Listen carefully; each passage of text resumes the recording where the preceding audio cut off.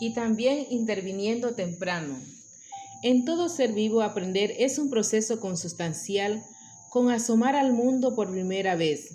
Estudios muy recientes muestran que los niños aprenden de su entorno y guardan memorias inconscientes de ese aprendizaje en apenas horas tras nacer.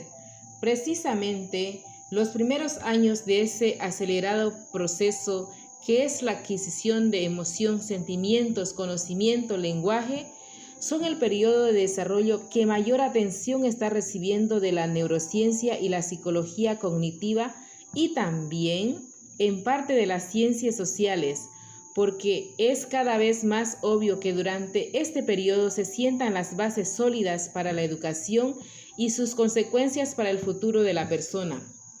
Es el periodo que requiere también de una atención exquisita a la conducta del niño y, en su caso, realizar una intervención temprana para prevenir, reducir o mitigar las consecuencias de cualquier entorno negativo y desde luego también para detectar síntomas que expresen procesos cerebrales y mentales neurológicos que impidan u obstaculicen el proceso normal de aprendizaje y memoria. Un medio ambiente estable, estimulante y protector construye en el cerebro infantil los pilares sólidos para una enseñanza efectiva. Por el contrario, un medio ambiente adverso, castigador y estresante influyen en y de hecho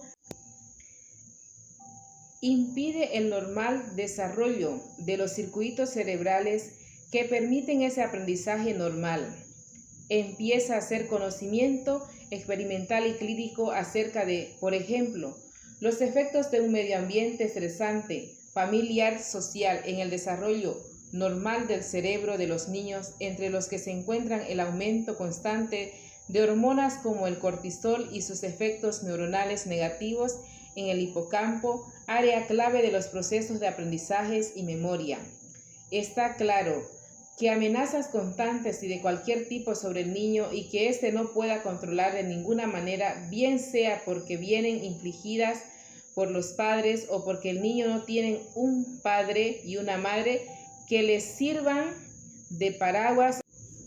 o pararrayos, afectan los circuitos neuronales de la amígdala y del hipocampo que acabo de mencionar y, en consecuencia, el desarrollo de los procesos emocionales y cognitivos. Los mecanismos que generan ansiedad disminuyen los procesos de atención y tienen consecuencias severas sobre el proceso de aprendizaje y memoria. También perjudican la maduración de los mecanismos corticales neuronales de inhibición, cuyo deterioro o retraso puede generar impulsividad. Es cierto que estos mecanismos más tarde en la vida, si las condiciones sociales cambian, pueden en parte ser revertidos a través del desarrollo de otra estructura cerebral que madura tiempo después y que es la corteza prefrontal. La idea central de la neuroeducación es detectar en el niño déficits que afecten ese proceso de aprendizaje e intervenir en la aparición de estas conductas para modificarla en lo posible y lo más temprano que se pueda. Cuando se habla de intervenciones tempranas, se dice entre los especialistas que un niño de 4 o 5 años ya no tiene una edad verdaderamente temprana para detectar muchos síntomas. Muchos déficits se expresan antes y las intervenciones deberían ser realizadas consecuentemente antes de esa edad. Para los niños que viven en ambientes adversos y negativos, como pueden ser amenazas o castigos, 4 años sin saber nada significa posiblemente un daño difícil de reparar, dado que esos son los años claves del desarrollo tras los cuales ya se ha cambiado mucha de la arquitectura cerebral del niño. Y hoy todo ello cobra importancia sobresaliente cuando sabemos que se puede mejorar estas alteraciones conductuales mediante tratamientos conductuales, no solo en estos casos de ansiedad o impulsividad, sino también en los casos de déficit de atención e hipermotilidad o autismo no severo y otros síndromes que lo vamos a ver en el capítulo más adelante. Así pues, hay déficit de la conducta de algunos niños pequeños que pueden ser rectificados con tratamientos conductuales si se detecta a tiempo. La persistencia de esos déficits pueden influir en fallos de la conducta y en la educación y el aprendizaje posteriores. Tal es el caso de los niños nacidos con bajo peso o prematuros, que cuando más tarde se les compara con los nacidos a términos, tienen menor rendimiento escolar. Cuando estos dos grupos de niños de entre 9 y 16 años fueron analizados para ver su nivel de comprensión de una frase oída, ambos activan por igual las mismas regiones cerebrales de comprensión del lenguaje. Sin embargo, según la complejidad de la frase fue en aumento, se comprobó que aquellos que habían sido prematuros mostraban una mayor activación en el giro frontal medial, cosa que ocurrió en los niños nacidos a término. Esto indica que el prematuro requiere de mayor activación y reclutamiento de redes neuronales más extensas que el nacido a término,